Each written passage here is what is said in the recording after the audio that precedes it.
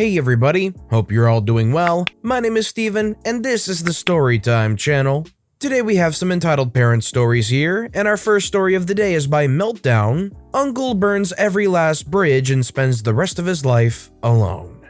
Just getting this out of the way first, this isn't my parents specifically, but there isn't exactly a dedicated place for entitled uncle posts, so anywho. My mom and uncle are both literal baby boomers, i.e. born in the 50s. I'm an exennial myself, halfway between Gen X and Y, and have made some mistakes earlier on in life. I struggled through a narcotic addiction that basically consumed an entire decade of my life, and although I'm 15 years clean, it never truly goes away. Like day to day, I don't have a problem. But if I saw a bottle of hydrocodone sitting out in the open unattended, it would take a serious force of will not to grab a couple, just for old time's sake, or whatever my justification du jour would be. It's goddarn insidious, I tell you. Anyway, with that background info out of the way, my mom is pretty decent. She's kind of like a hippie in a way.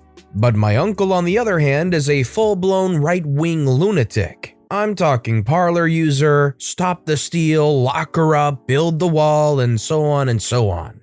But of course, we have to put up with him over the holidays. Partially because he's family, partially because he's got terminal cancer and likely doesn't have more than a year to live. Unfortunately for everyone around him, this expiration date has only emboldened him because he knows now that there really can't be any truly serious consequences for his actions. And he's become more and more concerned with simply getting his way than actually being correct. And after this most recent stunt, even being a decent human being seems to have gone out the window. We had a small gathering over Christmas at my mom's place. Nothing huge, just me, my mom, uncle, and his wife. Pretty small family to begin with, and add COVID to the mix, yeah, we kept it simple. Things went pretty well. We had dinner, managed to avoid talking about politics, and as the evening wore on, we ended up sitting around the living room drinking beer and playing cards as we usually do. At some point I got up to take a leak and my uncle quickly gets up and says, "Oh hey, can I get in there first?" Sure, no problem. He's the one with the weak bladder. He does his business, then when it's my turn, I see it. On the bathroom counter, right out in the open, my uncle's painkillers. I can't even describe the wrestling match that went on in my head, with the devil and the angel on opposite shoulders just beating the living crap out of each other. Just one more. It's not like I'm fully relapsing, right? They just call it a slip. And besides, that a-hole kind of has it coming, doesn't he? Railing against public health, and now the only reason he even has treatment to prolong his life is due to Medicare. Blah blah blah. I went back and forth longer than I'd care to admit, but in the end I grabbed the bottle, unopened, and handed it to my uncle in the living room. I said something like, "Hey, you left these out, figured you'd not want to lose them." At that point, he shakes out the pills into his hands and counts them. Then he abruptly stands up and says, all there. See, I told you." And his wife has this shocked look and says, "I told you not to do that. My God, what's wrong with you?" I'm not going to try and recall a transcript of what all was said over the next half hour, but it turns out he was recently arguing with his wife that addictions aren't real and it's all personal choice. He used me as an example, saying that if I could beat it, anyone could, and that all these people hooked on heroin or meth are completely free to go and become millionaires anytime they want. It's just by choice they keep using. And he told her ahead of time that he could leave his pills out and I wouldn't take them, because addiction doesn't really exist and I'd grown out of that phase. She told him not to, and he went and did it anyway just so he could be right. He was completely willing to sacrifice me for his own petty argument. If he was wrong, no skin off his back, he could just claim ignorance, while putting all the blame squarely on me for taking his drugs. And being right, he can sanctimoniously claim that he knew all along that I wouldn't do it. What he didn't account for was the fact that he just destroyed any benefit of the doubt we'd been willing to give him up until that point. My mom kicked him out, but turned to his wife and said, "You can stay, but he has to leave." In the end, they both left, mainly because my uncle can't drive due to the pain meds. And Christmas ended up with just me and my mom, her apologizing profusely, and me trying to convince her that she doesn't need to apologize because she wasn't the a-hole. At least next year he won't be around to freak it up. They aren't getting a divorce because there's not much point in divorcing a dead man walking, but she left him and is now living with her sister. My uncle has burnt every bridge and now has to spend his twilight months completely alone. And now that Parlor has been shut down, he doesn't even have his right-wing echo chamber to keep him company. Kind of a sad end for a sad man, but hey, at least he got to be right one last time, eh? Let me ask you guys, considering the way the uncle treated OP and was willing to treat family by basically leaving the temptation out there with the painkillers, and just hearing the summarization of how this guy really is, do you feel bad for him considering how his twilight months are going to turn out? Or do you feel that his behavior was bad enough that he deserves the way it's all going to wrap up? Let me know in the comments down below. This next story is by a small army of crabs. My daughter spent my money, this is your fault. Right, so as always, the backstory. I work at a fabric store. I've worked there for 5 years without any worthwhile entitled encounter. People are usually super chill. It's a really fun job because it's accessible to everyone. We have homeless people who need to repair their clothes and tents, rich people who spend their days quilting, college students who are going into fashion or textiles, burlesque dancers who are fundraising for the food bank, kids who are learning how to sew for the first time. Everyone comes in, and my job is to help them through whatever problem they have in whatever budget they have. This was about a month or two ago. Excuse the mediocre dialogue. So it's a normal day, a little slow, and this girl comes in. She looks college age and she hands me a pattern, think clothing recipe, and asks me to help her make it. It's a skirt, so I size her, let her choose the fabric, grab the notions it requires. I'm pretty quick with this stuff. Her total comes to $25 USD, which is a super normal cost. We get customers spending a couple hundred daily. She pulls out her card, pays, and leaves. Easy enough, I'm happy with it. But of course, all is not well. I start eating my lunch and blah blah whatever until this really angry lady storms in with the same kid from earlier. And I think, oh no. The lady says, "Excuse me, are you the stupid clerk who sold my kid this fabric?" I say, "Yes, is something wrong?" "Obviously something is wrong. You are being unethical by letting my daughter spend $30. I can't believe they let you work here if you don't bother to explain the cost of things to children before allowing them to buy something. My daughter is only 13, and she told me you didn't tell her how much $30 is in the real world. I can't believe this. You should never sell things to people who are underage. It's unethical. My child was coerced into spending this money and that is illegal. I'd like to return this fabric right now." Oh no. I say, "I'm very sorry, but it's federal law that we can't allow fabric to be returned. Especially with COVID going on, it's just not safe. However, I can offer store credit on the notions and pattern." The lady says, "What the heck? That's absurd. What business doesn't allow refunds?" The answer being most independent businesses in my area. "I can't believe the government is letting you abuse my child or letting children use a card without an adult present." I say, "It's a very common thing around here. I'm sorry, I didn't realize your kid was underage, but if they have a card, they are allowed to use it to buy things." "Humph. Well, it's obvious you're never going to be a good parent. You need to explain to children how much money is worth before they buy something. Children shouldn't be allowed to buy anything without an adult present." Me freaking annoyed. "I'm 18. Bet you overestimated my age too. Would you still yell at me if you knew I was underage?" I will admit I was sassy, but I have been given free rein from my boss to yell at customers if they're being stupid, so it's fine. It's obvious she wasn't going to buy anything. The lady says, "Ugh, I never want to come back to the store. I'm so sorry, Belle. Now it looks like we'll have to wait until we go to city an hour away to buy more fabric. I refuse to support this place anymore." And you can bet that pissed me off. Our competitors are hardcore annoying. They will literally buy cheap, overrun versions of the fabrics we sell and try to convince customers it's the same quality. I've dealt with too many people saying they could get the exact same thing $2 cheaper if they drove an hour both ways, and it is not fun. They're also a huge chain store that is trying to put a family-owned shop out of business for no reason, because our customer base is literally an hour out of their way. But I digress. I say, "Ma'am, please leave." She says, "I will. And on my way out, I'm going to stand by your door and tell everyone what you did to my child. I'll have your job if I don't get you arrested first." Spoiler, she never called the police or told anyone about the story. At least that I heard of. I felt really bad for the kid.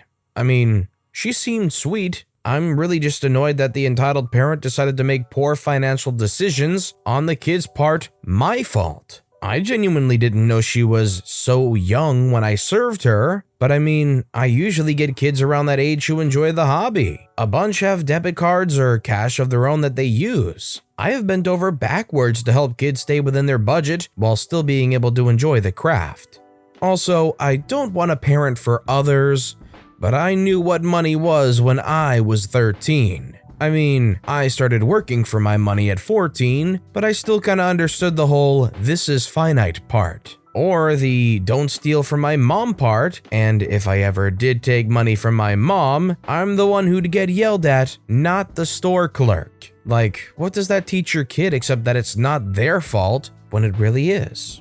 Yeah, I don't really know where this mom gets off complaining that OP didn't explain the value of money to their kid. OP's got one job, and that's to sell product. That's it. They don't have to teach any kid anything. So don't come in here with the whole, "well, my daughter's 13, why didn't you tell her the value of money?" You hand me a credit card, 99.9% of the time, you're just going to run the card.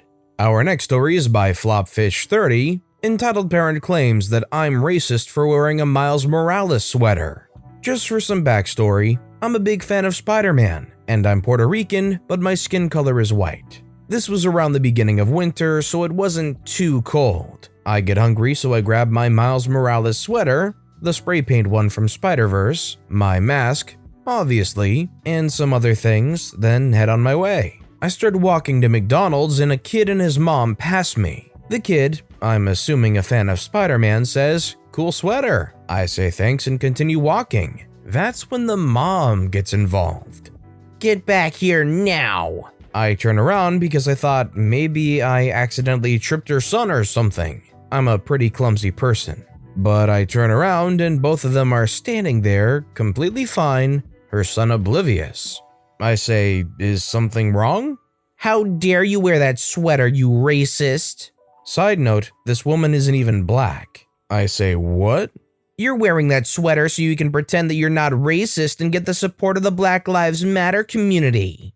Me, still confused. I just like Miles Morales." "No, you're just a white person trying to look supportive of BLM." I sigh. If you're just gonna waste my time, I'm just gonna keep walking. "No, you will not walk away from this." I start walking away, as she still screams at me, and I think of the best truth bomb to drop on this woman. "Oh, and by the way, Miles Morales is half Puerto Rican, and so am I." The lady looks surprised, pauses, but then keeps going. I block her out and keep walking. This probably wasn't the best story here, but this was the dumbest waste of time I've ever had. Why would be wearing a shirt that obviously has some kind of Spider-Man design on it be confused as something that's trying to support BLM? And then to that point, even if somebody was wearing a BLM-style supportive shirt, why did she act so negatively about it? If OP was, shouldn't that have been a good thing? Just a confusing Karen. And our final story of the day is by RiderFighter201. Entitled Mother demands I remove my belongings from under the airplane seat in front of me, claiming it is theirs. Some backstory. I was on an airplane with 3 seats per side of the aisle, so it is a decently sized plane. However, it was with Southwest, where there are no assigned seats, it's a free-for-all. And so because of my height, which makes it anywhere from very uncomfortable to painful to sit in a normal seat, I always go for the one special row they have, where they remove the window seat, so it is a 2-seat row instead of 3. meaning the window seat in the row behind it has a completely open space in front of it, perfect for tall people and those with leg issues. For those who rarely or have never flown, it's also important to know that when you carry on items, such as backpacks or purses, you're required to store them either under the seat in front of you or in an overhead bin. I was lucky being one of the first on and got that extra legroom seat, so I sat down, put my backpack under the seat in front of me, which is technically 2 rows in front of me, as that's the next seat in front of mine, stretched out my legs and put on my music, waiting for everyone else to get seated. A couple of minutes after that, a mom who'd I'd estimate to be in her 40s came by with her teenage son, each with a backpack, and she also had another large bag she was carrying. The mom stopped at the 2-person row in front of me and seemed excited, so she quickly pushed her son into the row, and they sat down. She put one of her bags in front of her seat, and the other one in front of her son's. It appeared she then indicated for him to put his backpack under the seat in front of me, and when he didn't, she grabbed it from him and leaned over to put it there herself, but spotted my bag. She talked to her son for a second. He shrugged and she looked back at me, saying something that I couldn't hear. I popped out my headphones, asking her to repeat herself. "Is that your bag?" she snapped at me. "Yeah," I replied. "You need to move it." "What?" I asked. I was legit confused.